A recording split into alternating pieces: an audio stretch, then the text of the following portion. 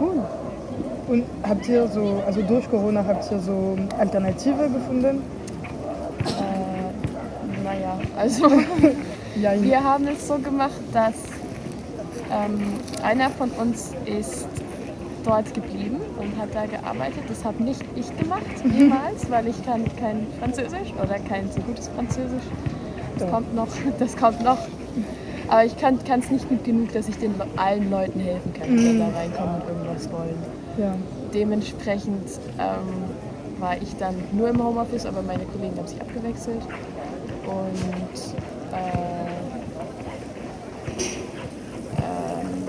genau, waren dann dort präsent.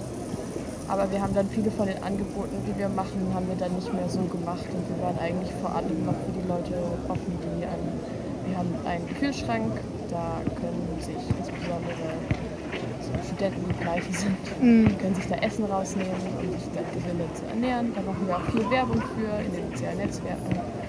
Und wir wollten vor allem, dass sehr offen bleibt für die Leute, die den halt brauchen.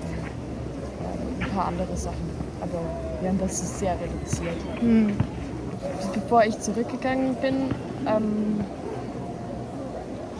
haben wir also so ein bisschen wieder die vorherigen Funktionen von Hospice aufgenommen. Es gab zum Beispiel einen Verkauf von regionalen Produkten und ich glaube auch Kunsthandwerk, der dann dort stattgefunden hat in Quiche in der Vorweihnachtszeit quasi, um die Leute dann auch dazu anzuregen, das ihren Lieben zu Weihnachten zu schenken. Und ich habe jetzt aber gar nichts mitbekommen in letzter Zeit. Ich kenne jemanden, er macht so sein FSJ in einer Wohnheim für Flüchtlinge.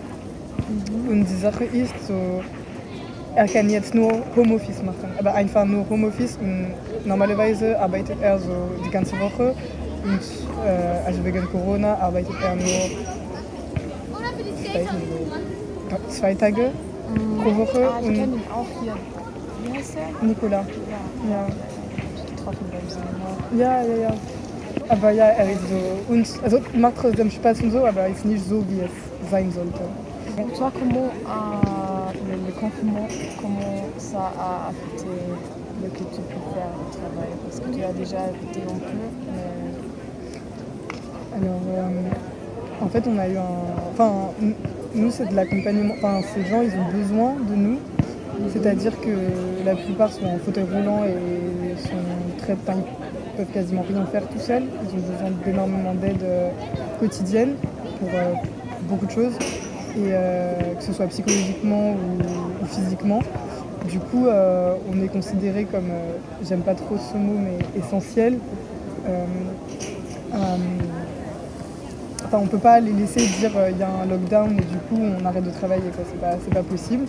Et parce que sinon ils seraient un peu dans la merde. Enfin, ils pourraient rien faire, quoi. Du coup, c'est-à-dire que même si on en arrive au pire des lockdowns, c'est-à-dire que comme il a pu y avoir en France, c'est-à-dire que plus personne ne peut sortir ou quoi que ce soit, nous on y serait quand même. Donc c'est-à-dire que moi ça n'a pas changé mes horaires de travail, dans le sens où je fais quand même toujours 35 heures par semaine là-bas. Mais après, ce que ça a changé, c'est au niveau de ce que je fais avec eux. C'est-à-dire que de base, je suis aussi considérée quand même comme étant là pour être en plus. Et du coup, faire des choses avec eux, faire des activités, sortir ou alors faire des jeux et tout. Donc tout ce qui est activité intérieure, on peut quand même le faire parce qu'on reste à la maison. Mais c'est-à-dire que aller dehors, boire un café, manger dans les Biergarten, c'est pas possible, quoi. Du coup, on reste à la maison, mais on s'adapte, quoi. On s'adapte et non, ouais, du coup, moi, ça n'a pas vraiment affecté la manière dont je travaille, quoi. Oui. Bah, du coup, je m'en plains pas trop, hein. Enfin, du coup, ça...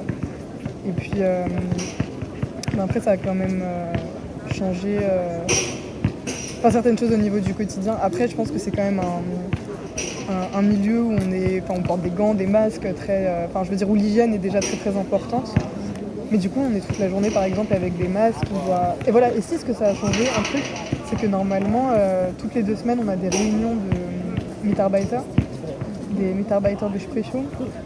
Et du coup, on peut faire un peu le point avec tous les collègues, parce que parfois il y a des collègues avec qui on ne travaille pas pendant 2 semaines, un mois, enfin ça tourne un peu les services. Du coup, c'est des moments où toutes les 2 semaines on se réunit et on fait le point sur plein de choses. Et du coup là ça peut plus trop, ça a plus lieu avec le Covid puisqu'on n'est plus censé se réunir et tout. Du coup voilà, mais sinon non, ça va pas, je suis pas à plaindre. Nicolas a dit parce qu'il est arrivé après le confinement, et il a dit qu'il ne connaît pas ses collègues. Seulement et pas son tuteur et tout ça parce qu'ils sont pas au travail à l'automne. Ouais, c'est bizarre, hein.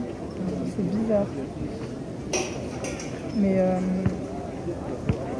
en même temps, c'est obligé d'être comme ça, mais après, ouais, je sais pas, comment. Et puis même, c'est pas que lui, tu vois, qui doit être dans cette situation-là, mais en fait, comment tu travailles avec des gens que tu connais pas, c'est bizarre. C'est un truc qu'on se serait jamais imaginé avant.